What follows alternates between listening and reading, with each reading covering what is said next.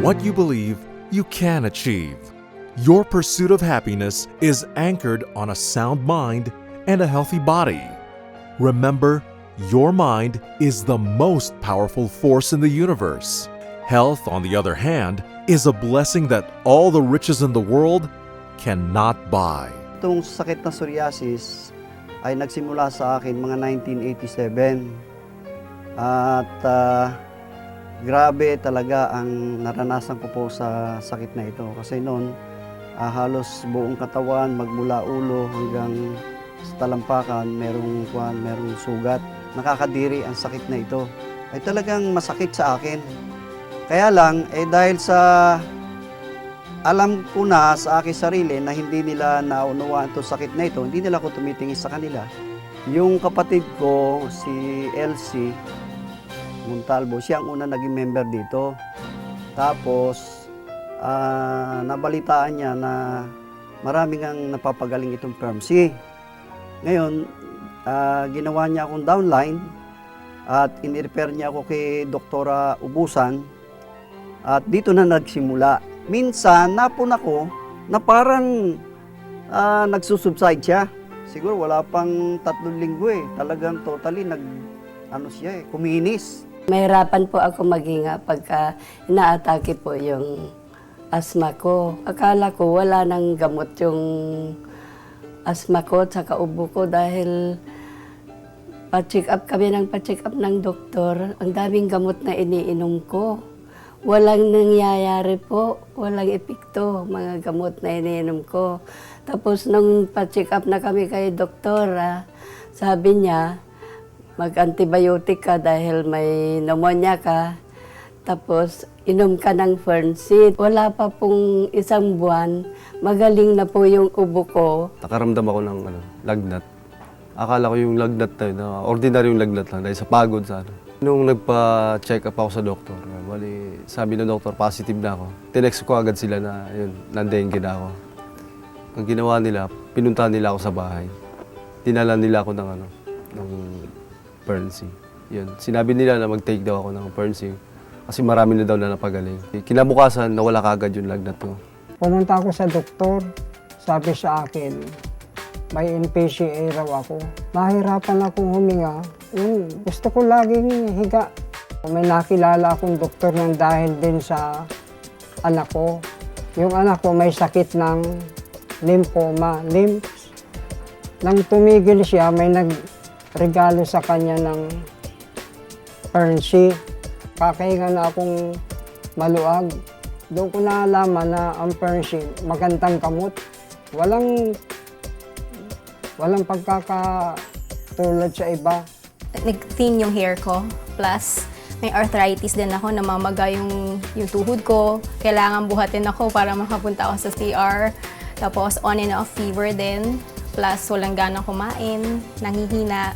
Si Ate Mari kasi family friend namin. So, in-introduce niya ako kay Dr. Ubusan. She prescribed me to take Fernseed.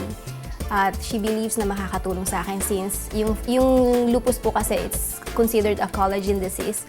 So, yung Fernseed po kasi nakakatulong sa collagen formation. Na-notice ko po na naging bihira na po nagkaroon ako ng arthritis plus yung stamina ko na increase. Yung resistance ko from communicable diseases medyo tumaas din po. Ito pong sa Fernseed, malaking tulong po sa amin kasi nga tulad ng sinabi ko, yung resistance namin tumataas, yung stamina, plus yung immune system namin nabuboost din po.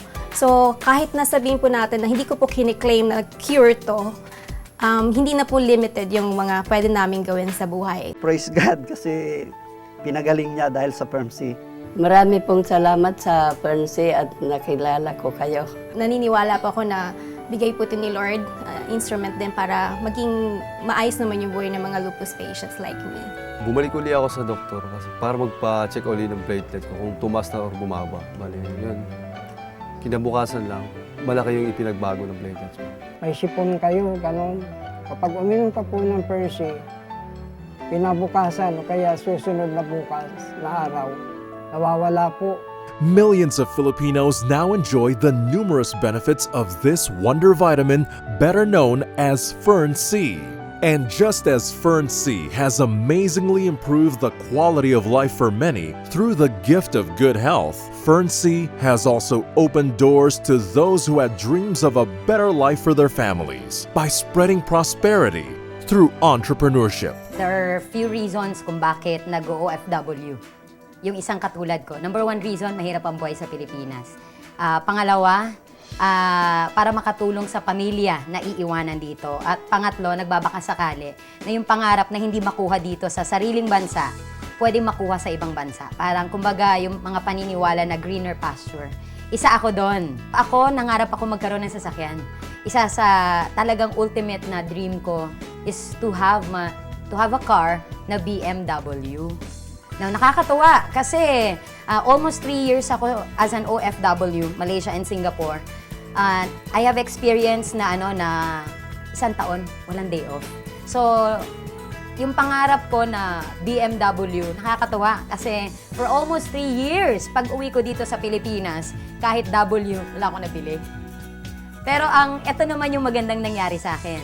4 years ago, I was invited. Okay?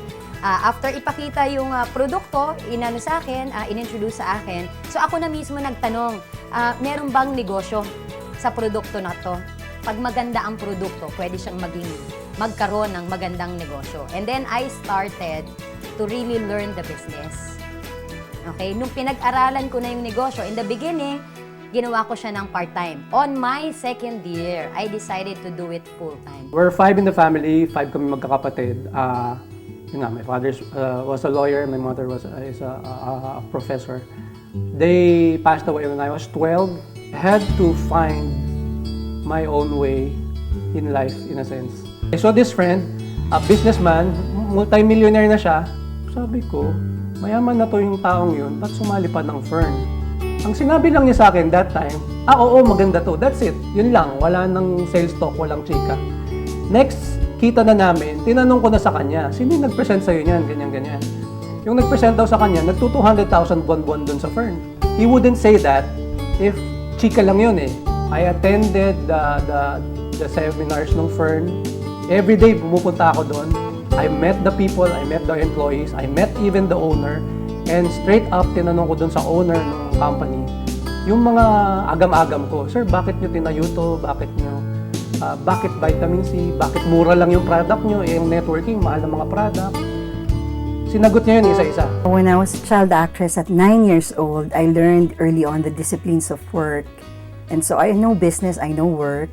I have in me instilled the secrets of the trade. But then, I really don't see show business as something permanent.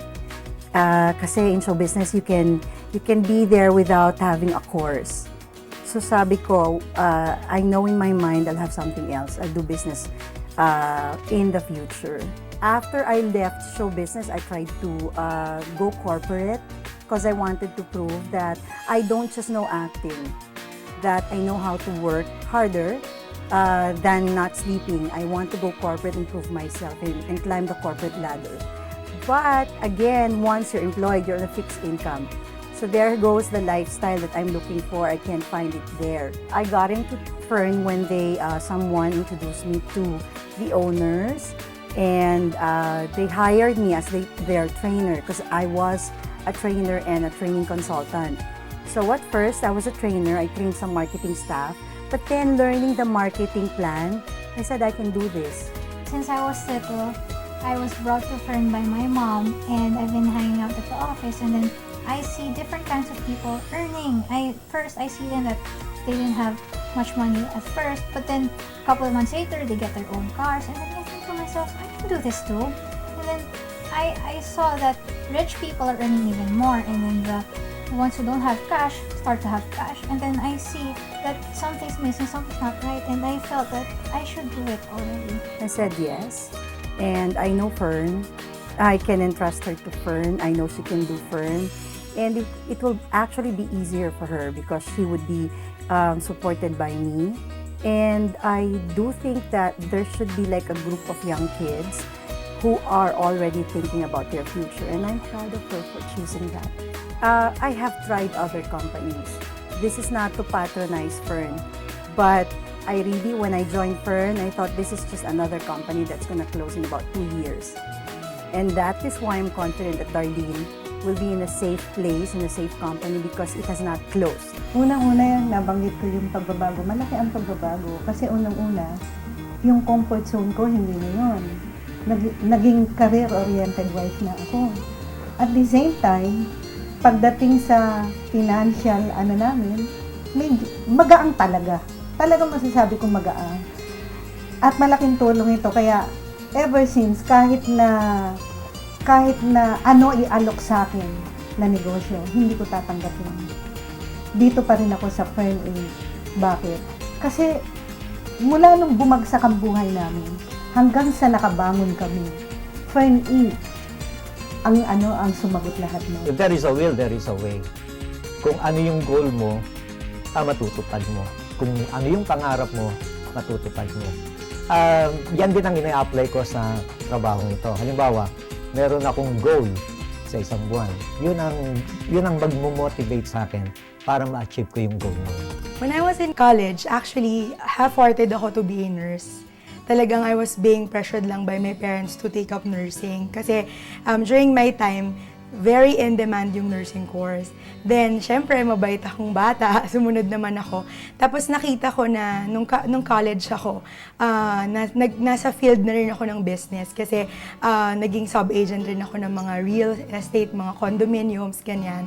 Tapos napansin ko na through pagbabasa ng mga books, ganyan, I realized that hindi ako pang employee, parang gano'n. So, I decided na sabi ko, after this, magbe-business ako. A friend of mine, college classmate ko siya. In-introduce niya sa akin yung Fern.